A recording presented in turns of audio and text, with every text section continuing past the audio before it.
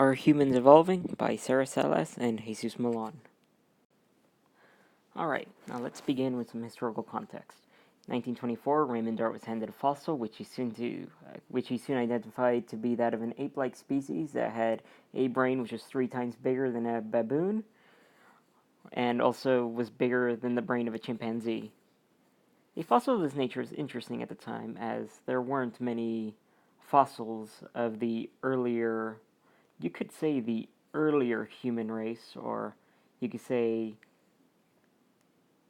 ape-like organisms that were closer than human than they were closer to ape, or more like in the middle.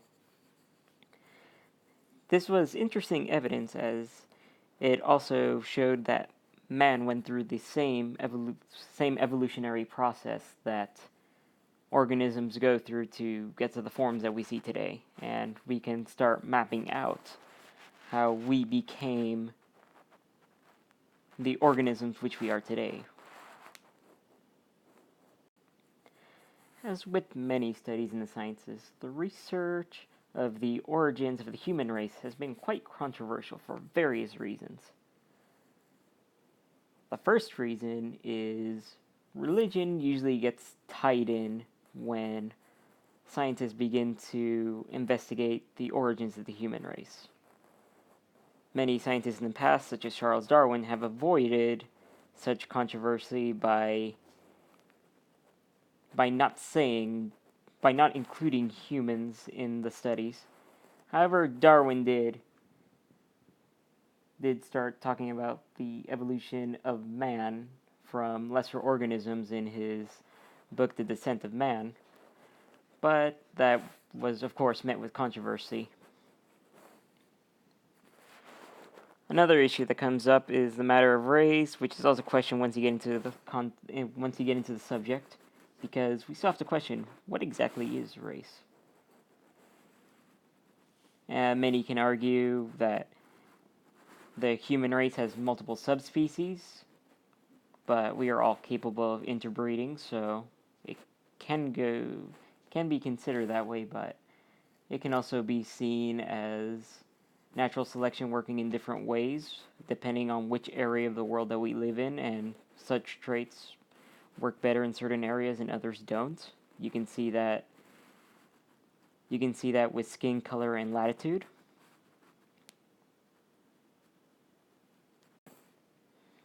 Over the past century, fossils of human-like organisms have been found and reveal vital evidence to the phylogenetic tree, which could show how we developed the traits that we have today, such as our intelligence and our upright standing posture, and our bipedal way of walking.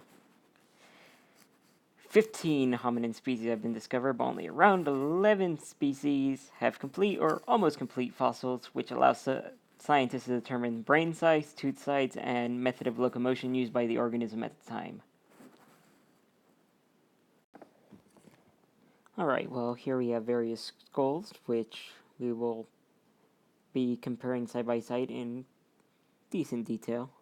On the lower right-hand side, we have the skull of a chimp. Then on the upper left-hand side, we have the skull of a Homo sapien, human. And then in the middle of this, you can see we have Homo habilis, Australopithecus afarensis, Sahelanthropus tacandensis, Paranthropus bosai. Here we have the various skulls of specimens that have been collected and have been compared to humans and chimps, and we can see similarities between them and also differences. The chimp, we could of course see the elongated cranial section, the outer face, and we can see the enlarged teeth.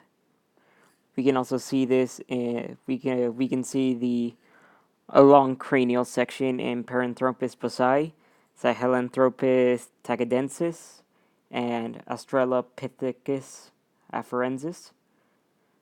And we can also see the outer facial area in these organisms.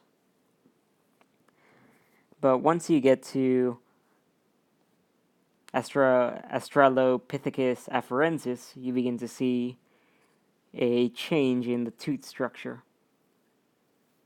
Well, in general, you can see it in most of them, but you can start seeing the tooth structure begins to decrease in size. Another thing that you can see is the difference in the towards the back of the skull. It's mainly associated with where the spinal cord connects to the skull. In chimps, the skull connects at the back of the head, while in humans, it's from the bottom of the skull. And this leads to a difference in structure, and this connection is also associated with the mechanism for locomotion that these organisms use. Humans, of course, walk in a bipedal manner, while chimps, they're mainly associated with climbing trees or using their knuckles to walk, so they don't need the same bone structure that we have. Alright, well, now that we've kind of had a basic explanation of the differences between bones, one question that scientists have had since the discovery of the earlier hominin species is whether brain size or the method of locomotion evolved first. Intelligence or the way we walk. Fossil evidence have concluded that the method of locomotion evolved first, in contrast to the theory that intelligence evolved first, since intelligence would allow us to interpret whether or not our range of motion was efficient, but that's irrelevant to the argument. The theory about this, that locomotion evolved first, is that our form of locomotion, bipedal walking, freed the hands, which later allowed for the development of more advanced tools once intelligence began to increase in organisms. While chimps are able to make simpler tools, they don't have the right hand structure to make more advanced tools.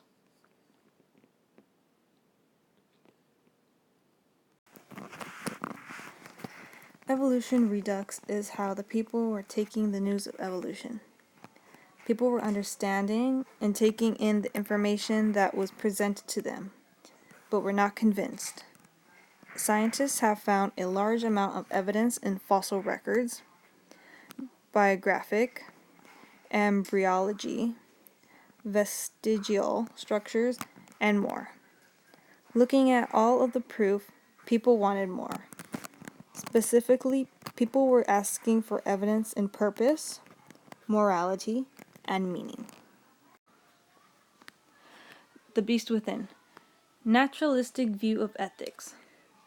This means that we must accept we are nothing more than evolved primates and embrace the animal within, claiming that our genes control who we are and what we do, saying that our poor actions of rage and violence are a result of our genes, but our genes do not have control. It is the individual's decision whether how they react and what they do. Again. Human universal. To make ourselves feel better, society uses differences to help us distinguish human beings from wild animals. Some examples are dance, music, art, religion, and more. Wild animals do use dance and music, or sound, but only for the purpose of attracting mates or recognizing one another. Behavior categories are another way to compare and differentiate animals and humans. We all have survival and reproduction behaviors. These include looking for food, sleeping to regain energy, sex drive, and parental care. Sexual behavior can refer to the way males compete for females, about the males that they want need to be the biggest and strongest. This can also work in reverse, like seahorses where the females compete with each other and the males are picky. Some female insects are much larger than the males and can be more aggressive. Moral code, religion, and music fall under the human behaviors. We use music to express our emotion and religion for faith. Genes. Scientists talk about how our genetic DNA can only inform us of our past. It never tells us where we are going or what we are doing in life. If we were to compare the DNA of humans and of chimps, we would see that our genetic information looks very similar and most likely has a common ancestor. Our DNA also shows us where our ancestors came from, and if we inherited anything from them, such as good or poor eyesight. It does not show in our DNA if we become a doctor, engineer, or president. It is our decision.